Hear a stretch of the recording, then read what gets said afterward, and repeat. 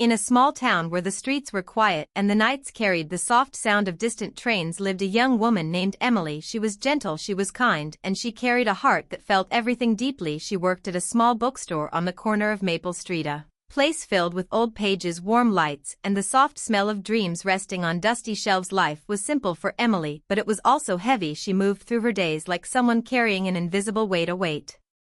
She never spoke about a weight, only she understood. Every morning Emily woke before the sun. She would sit on the edge of her bed, breathe slowly, and try to convince herself that today would be better. She would whisper to herself that she was strong, that she could make it through another day, but deep inside she felt a quiet sadness, a sadness that came from years of losing herself little by little in a life that never felt fully hers. She had once dreamed of becoming an artist, painting the world with colors that lived only in her heart, but life had taken those dreams away. Life had placed her in a routine that felt more like a cage than a home. She worked, she ate, she slept, and somewhere along the line she stopped living. Emily walked through the world softly, as if afraid to disturb anyone. Her voice was quiet, her steps were careful, and her heart was tired, more tired than anyone around her ever knew. She felt invisible, like a small forgotten star in a sky full of brighter lights. But every story has a turning point, a moment that changes everything, a moment that shifts the heart, the mind, the soul, and this is the story of the moment that changed Emily's life forever. It was a cold afternoon, the sky was gray, the wind carried a strange stillness, and Emily was walking home from work, her coat wrapped tight around her, her eyes focused on the ground. She was lost in her thoughts when she heard something, a soft cry coming from the alley beside the old bakery. At first she froze, unsure, but something inside her pulled her toward the sound.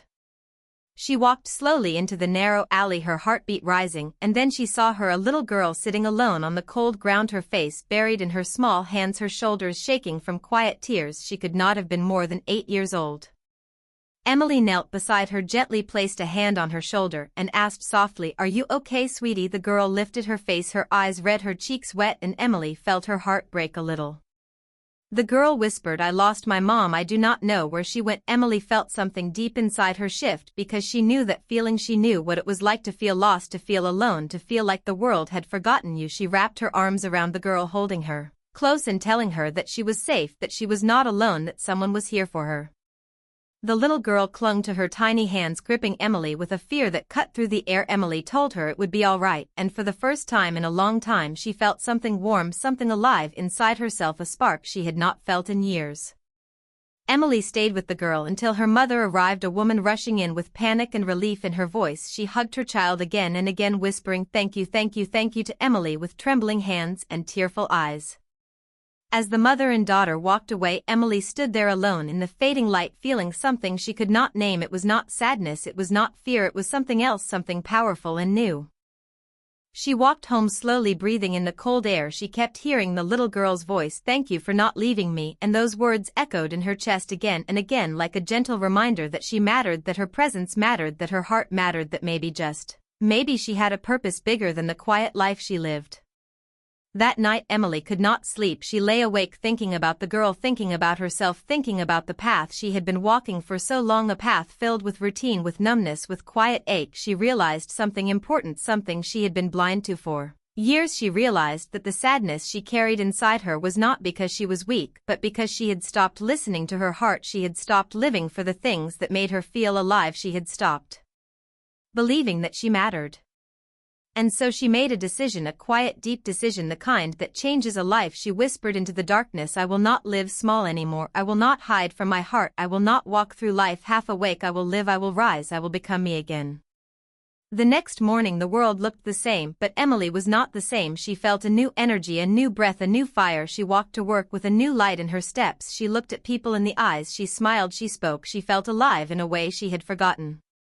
At the bookstore she greeted customers with warmth. She recommended books with passion. She shared stories that once inspired her, and the people felt it. They felt her glow, her warmth, her change.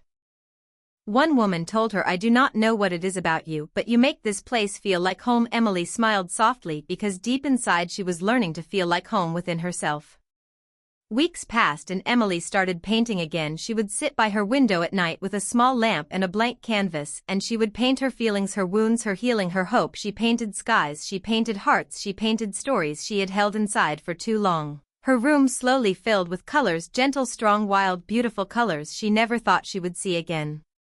People noticed the shift, friends, coworkers, neighbors. They saw her becoming brighter, stronger, more alive. One old customer at the bookstore said to her, "Your spirit shines in a way that lights up the room, child. Do not ever let that go." Emily started going to community gatherings, art nights, book groups. She met people, laughed with them, listened to them, shared with them, and slowly she built a small circle of souls who made her feel seen, who made her feel understood, who made her feel like she belonged. One evening, after months of healing, Emily decided to display one of her paintings at a local community event, a painting of a small girl crying alone in an alley and a woman kneeling beside her offering warmth. It was the moment that changed her life, the moment her heart woke up, the moment she realized her worth. People stood in front of her painting and felt the emotion, felt the story, felt the truth. One woman cried, one man nodded in silence, and a young artist approached Emily saying, "This piece makes me want to believe in myself again."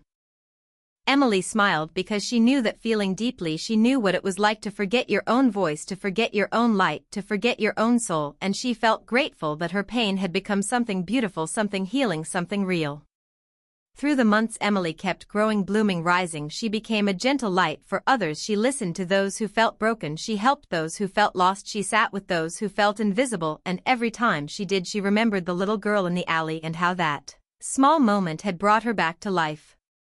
Emily learned something powerful, something she wished the whole world knew. The moment that changes your life forever does not always look big. Sometimes it is quiet, sometimes it is small, sometimes it comes in the form of a child crying, a stranger smiling, a simple whisper in your heart that tells you to stay, to breathe, to try again. Emily became someone she was proud of. She became strong, she became kind, she became alive, she became the woman she always wanted to be. The moment that changed her life forever was not magic, it was humanity, it was hard, it was choosing love over fear, choosing hope over numbness, choosing life over silence. And now when Emily looks back at her story, she smiles softly, knowing that one small moment, one small act of compassion, one small step into the unknown brought her out of darkness and into light. And she whispers to others who feel lost, your moment will find you too, and when it does, it will change everything forever.